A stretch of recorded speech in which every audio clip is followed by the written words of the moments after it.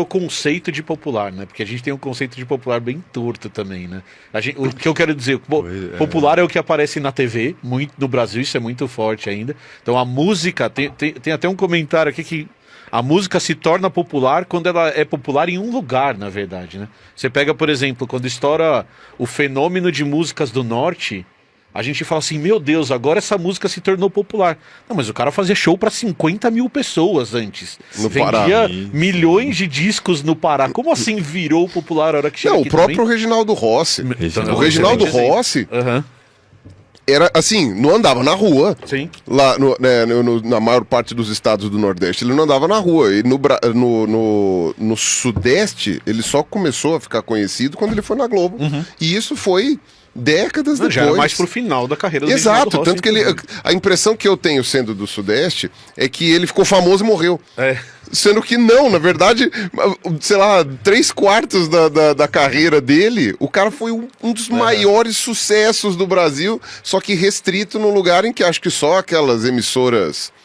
Como é que fala? Aquelas emissoras que é coligada, né? Sim, Tipo, sim. elas só transmitiam nos lugares, né? Nos estados que eram mais conhecidos, né? Reginaldo Rossi é um cara preto, né? Eu nunca vi ninguém falando sobre isso, mas a imagem que eu tenho dele é um cara preto, cabelo crespo, pá. Cara, É o paraibano, né? É o típico do... isso é muito louco. Um cara que é porque o Reginaldo Rossi agora, o rosto dele me fugiu um pouco agora, mas um cara que era muito preto e o pessoal esquece um pouco como ele era, você tem que pegar os discos dele mais novo e não mais velho, é o Vando. Ah, sim. O Vando, total, cara. Total. crer. O Vando, Total, você é luz, raio, estrela e luar. A Camila, que não está aqui, conta uma história que uma vez a gente trabalhava numa faculdade e o dono da faculdade todo dia ficava sentado na porta da faculdade para ver os alunos entrando e saindo. E aí tinha uma amiga nossa que um dia entrou, uma professora, colega nossa, ela entrou e falou pra Camila assim, né? O dono da faculdade fica sentado ali na frente, aí a Camila assim, fica, você não conhece ele? Ela assim, não, mas é aquele senhor preto, né? Aí a Camila olhou e falou assim, não, ele não é preto. Aí a nossa amiga Claire falou assim, não, ele é preto sim. Aí a Camila, caramba, aí ela foi ver, e é óbvio que ele era preto, que é um fenômeno muito bizarro que a gente faz mentalmente, de embranquecimento de pessoas que estão em certas posições sociais. É muito isso pra louco mim, isso. essa semana eu vi uma coisa no Twitter que foi uma animação que eles fizeram. Vocês lembram quando teve aquele lance do vestido? Se ele era azul ou preto, sim. ou dourado ou branco? Sim. Que dependendo da iluminação do fundo, ele fica preto ou dourado, ele fica branco e dourado, ou ele fica preto e azul, porque são dois extremos, né? Teve a versão musical disso, um negócio que você ouvia de um jeito ou você ouvia de outro. Isso, é verdade. Cara, esse lance me soa muito desse jeito, como inconscientemente a gente embranquece algumas Mas pessoas, acho que dependendo da situação. Que a gente chega e fala assim, não, aquela pessoa foi embranquecida. E aí, de repente, você olha... Cara, vai, entre aspas, é a iluminação de fundo, é o filtro que você coloca, contexto. tipo, tá, esse vestido é branco e dourado, esse vestido é preto e azul. É bem E é bizarro. o mesmo vestido, né? O louco é isso, é o mesmo vestido, é a mesma pessoa, só que dependendo do contexto que você coloca. Vai fazer diferença. Cara, você estava voltando à sua formação. Você fala que você está em composição na Unesp. Quando você entra em composição, você entra com a cabeça de virar o gênio que vai ser o novo, ou você já estava com a cabeça da música periférica? Como que funciona isso e em que momento tem essa mudança de chave na sua cabeça de olhar para a academia e falar, opa, algo errado não está certo? Como que funciona isso para você? Eu acho que é o processo da gente ir amadurecendo, vivendo e ouvindo quem a gente é.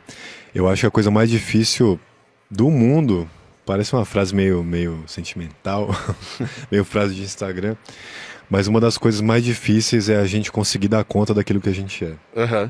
E pra mim foi muito difícil, assim. Então, durante muito tempo, logo que eu comecei a estudar música no final da adolescência, eu entrei naquele meio, não tinha referência. A gente percebe que a cultura periférica ali é mal vista.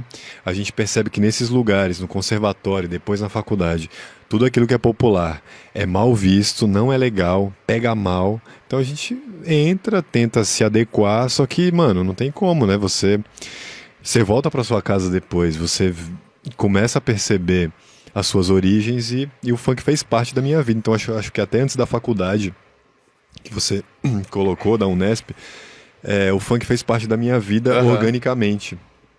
E eu só fui parar pra refletir sobre isso depois de um tempo. Falei, nossa, eu tô tão próximo do fenômeno que demorei pra perceber que ele tá na minha vida faz tempo. Mas quando você entra na Unesp, você já entra com essa cabeça de, cara, eu vou entrar pra estudar música e funk vai fazer parte do que eu considero música, porque a gente é novo. Quantos anos você entrou na Unesp? Puta, não vou lembrar. Mas você entrou jovem. Você Aí, entrou... a gente não lembra, ó, tá vendo? Estamos ficando Muito, mas, muito mas, velho, muito velho. Mas quando você entra na Unesp, você já entra com a cabeça de, cara, eu vou botar fogo nisso aqui e tá tudo errado? Ou você entra e isso faz parte de um processo durante a sua formação? E como essa quebra acontece na sua cabeça e na Unesp, cara? Porque... Entrei completamente de 4 aberto, falando bota com força. E aí o que acontece é o seguinte... Porque a Universidade de Música, ela é elitista porque ela tem, além do vestibular que todo mundo faz, a prova de música. Tem a prova de instrumento, é isso? Como é que é a prova de música? Depende da área que você vai fazer, porque dentro da música tem vários cursos. Tem o curso de instrumento e dentro do curso de instrumento são vários instrumentos. Quem quer tocar violino vai fazer a prova de violino, quem quer tocar piano vai tocar piano. Então você já tem que saber. Já tem que saber. Você não vai entrar na faculdade para aprender. Você já tem que saber para... Sim, se especializar. Tem que ter feito uma aula de música. E se a gente pensar, mano, eu estudei em escola pública, que não tem nem aula de português e matemática direito, que dirá aula de música. Então isso já... então, antes da faculdade, eu fiz o conservatório, que foi a Fundação das Artes São Caetano do Sul, que é um centro de referência de ensino musical das artes clássicas, assim, no ABC. Fábio Assunção estudou na escola de teatro, por exemplo. Então formou muita gente lá. E é uma autarquia. O que isso quer dizer? Que é pública, mas tem uma autonomia financeira, é paga. Eu não pagava porque eu era bolsista, eu trampava ali para conseguir pagar. Mas eu já estava nesse mundo da música clássica no conservatório, então eu já entrei, já avisado e querendo ser aquela porra. Só que, mano, não tem... Só que quando eu entrei na faculdade, o bagulho foi pior. Porque a diferença de classe que sempre existiu se intensificou, porque na faculdade eu realmente conheci pessoas... Eu furei a bolha quando entrei na faculdade. Eu me lembro quando eu era moleque, a gente chamava de boy, de playboy, o cara que tinha um tênis de marca. Mas do seu bairro. Morava na periferia também. Ou tinha uma casa mais ajeitadinha. Quando eu entrei na faculdade, eu falei, agora eu entendi o que é playboy. Então também tem... Agora eu vi como o mundo funciona. Não, pior que... assim, a primeira vez que eu fui na USP, assim, quando eu era criança eu ia, sei lá, pra correr lá, pra jogar bola. Andar de bicicleta. Com meu pai, andar de bicicleta. Agora, quando eu fui pra USP depois de adulto, primeira vez que eu fui, eu prestei atenção nos carros que tinham no pátio. Eu olhei e falei assim... Eu não sei se eram alunos ou professores. Depois eu percebi que era meio a meio. Metade aluno, metade professor. E nenhum deles estava muito abaixo. Né? Tirando alguns que depois eu fiquei sabendo até de quem era. Né? Eu falei assim, não, aquele lá é do fulano, aquele do ciclano. Que aí eram uns carros podreiros, mas eram clássicos. Mas, cara, isso realmente foi uma coisa bem chocante, né? Quando você percebe... É que eu era o playboy, né? Então eu tenho muito como falar assim. Não era tanto, tinha gente que... Mas eu era uma das pessoas... privilegiadas que chegaram na Unesp, que, por exemplo, eu tinha trabalhado um ano, mas para fazer o estágio do técnico eu não precisaria ter trabalhado, porque o meu pai pagaria as minhas contas e continuaria pagando as minhas contas depois. Antes da gente continuar essa história, a gente manda superchat com perguntas pro Thiago, manda o sticker também, aquele stickerzinho de R$1, Pirulinha, que ajuda a gente com o algoritmo para chegar mais para mais pessoas. E só uma correção, eu fui conferir aqui, o Reginaldo Rossi é pernambucano. Eu falei que ele era paraibano, mas é pernambucano. Mas você entra com a cabeça da música clássica, porque o conservatório te levou até ali. E aí você tem um choque de realidade, porque mesmo em São Caetano, lá no conservatório, ainda tem uma mistura maior de pessoas, talvez? Tem muita gente de periferia, só que mesmo as pessoas de periferia, nessa cultura de música clássica, as pessoas tendem a valorizar essa cultura elitista, tendem a se embranquecer. Aí, até porque a estrutura leva a isso. Sim. A estrutura leva a você valorizar esse tipo de coisa. Aí, como você disse, você entra de 4 na Unesp falando, eu quero mais disso. Que momento que vira essa chave, cara? A gente vai vivendo, amadurecendo e saindo um pouco... Na verdade, que tudo começou quando eu comecei a me frustrar com a universidade. Entrar em desespero e falar, o que eu vou fazer da minha vida? Porque a gente é treinado a fazer...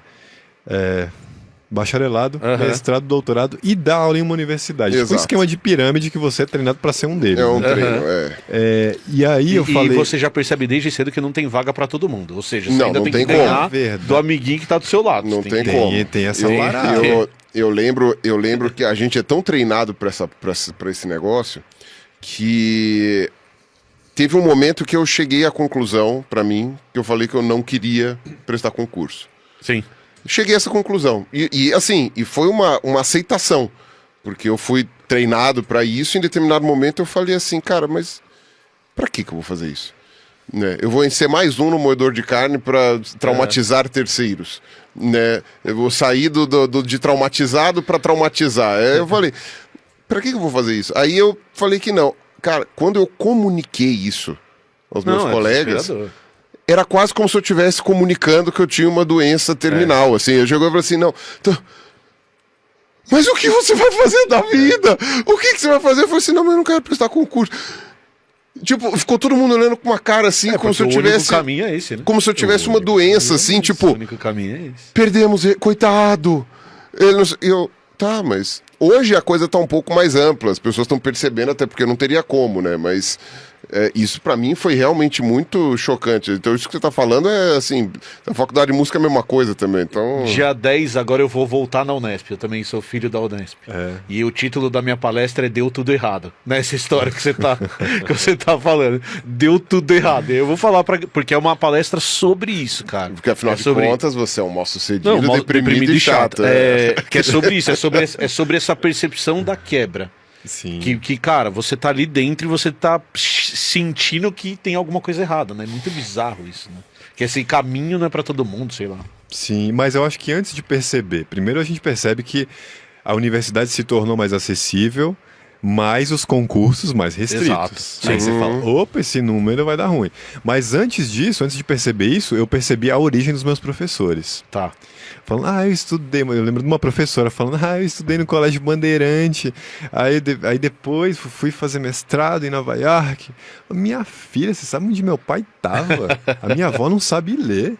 Bandeirante, nem sabia que porra era essa. Uhum. Fui lá, um colégio, não sei. Eu falei, tá maluco. Então, já começou isso. Vendo que eu não estava no lugar social daqueles que são colocados como a minha referência. Perfeito. Aí eu já comecei a falar, mano, vai dar ruim. Vai dar ruim. E depois, né? Agora, a gente tem que. Eu também gosto de caminhos que não são tradicionais. Porque a universidade se coloca como inovadora, como questionadora do mundo, mas na prática não é. Uhum. Na prática é burocracia, é todo mundo seguindo o caminho, como o Luiz Melodia canta naquela música. Seguir a vida que o mestre mandou. Luiz Melodia não. Emílio Santiago, né? Na música Verdade Chinesa, seguir a vida que o mestre mandou. Ou seja, é um caminho já traçado. E caminhos já traçados são pouco criativos. E, mano, eu tenho interesse por coisas que vão aparecendo. Eu vou vivendo. Pô, OnlyFans. Toda semana eu saco um dinheirinho lá. Nem tenho postado muito. E não tive um treino pra isso, porque pra gente treinar pra foto, pra mostrar o corpo nu, exige um treino também. Eu não tive um treino e tô ganhando dinheiro com isso. Né? Então, eu gosto desses caminhos que a gente vai descobrindo ao longo da vida, e não aquilo que já tá pronto antes da gente nascer. Tá, mas daí você tá ali na academia, você começa a ter essa percepção, e aí você começa a ter uma quebra também. Eu tô falando disso pelo seguinte, eu conto aqui pra todo mundo, eu sempre falei isso e eu sempre dou esse recado lá no Blá Blá e aqui. Cara, eu tenho 43 anos. Por 20 anos, pelo menos, até os meus 35, 36 anos, eu fiquei pagando conta do Emílio de 15 anos. Em que sentido? Eu tinha traçado um plano, e a hora que esse plano foi quebrado, eu sofri muito com a quebra. Não sei se isso faz sentido pra você. O que eu quero dizer pra você? Cara, você entrou com música erudita na cabeça, entrou na Unesp, que esse era o caminho, de repente você olha e fala, cara, isso não tá certo. E rola uma quebra na sua cabeça também. Rola um sofrimento da sua parte, inclusive, de abrir mão de algo que você investiu tempo, que você estudou, que você gastou energia com aquilo também, né? Sim. E foi suave? Você ficou bem com isso ou foi uma quebra na sua cabeça também? Mano, sabe aquelas pessoas que fazem várias faculdades e vão desistindo? Sei. Eu me identifico muito com essa história, apesar de ter feito conservatório, faculdade de música, mestrado e agora tô num doutorado em música. Apesar do seu caminho ter sido Apesar linear, vamos do dizer assim, caminho né? parecer o mesmo, mano, foi um bagulho completamente diferente. Aham. E na verdade eu também penso assim como você, mano. Eu não quero ter que prestar um concurso, até porque as histórias que a gente ouve é de que tem muita politicagem. Quanto mais restrito é o meio, mais mafioso é. O meio musical é pequeno, então é mais. E uma coisa é você ouvir história de quem nunca passou num concurso e tá ressentido e tá falando, arrumaram aquele concurso pro outro. Outra coisa é você ouvir história de gente que Passou no concurso. e sabe que o bagulho é mafioso. Então eu tenho um medo também, eu tenho uma incapacidade. Eu falo, mano, na universidade eu percebo que o meu trabalho sempre foi aceito, porque, mano, eu tenho as exigências lá que eles têm. Eu sempre fui um bom aluno, tive boa nota, escrevo as paradas. Mas, pessoalmente, eu sei que eu não sou benquisto. Tá. Eu sei que as pessoas não gostam de mim. É uma sensação de ser estranho ali. Então eu falo, mano, eu vou tentar concurso nesse lugar, não sei se vai dar certo. Não sei nem se tem Talvez. chance de Não, dar e certo, outra. né? Aí, beleza, você passa. Como vai ser a sua vida? Você chegar e falar assim, tá bom, até que eu tô ganhando um salário bom, mas... E aí?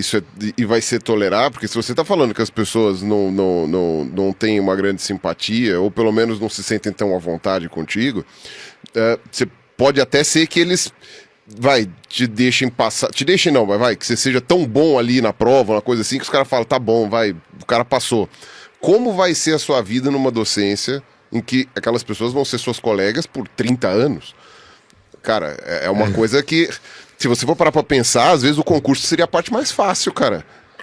Nossa, isso eu nunca tinha pensado, se você mano. passar, velho, olha aí, ó, como é que é visão. conviver? Porque aí é aquela coisa, porque aí o pessoal, você tendo um choque com pessoas que, sabe, na qual elas não estão confortáveis, elas vão forçar um conforto que muitas vezes vai ser forçado. Talvez até nem você queira, né? Você vai ser refratário, né? Falar assim, você vai ganhar intimidade com a tua avó, sabe? Tipo, que às vezes pode acabar gerando uma coisa muito complicada. Você fica isolado. Aí você fica isolado na tua salinha lá, tipo... Já vimos isso acontecer. Já vimos isso acontecer. E aí, às vezes, você vê aquela pessoa... Eu conheço professor que só foi feliz quando pediu demissão.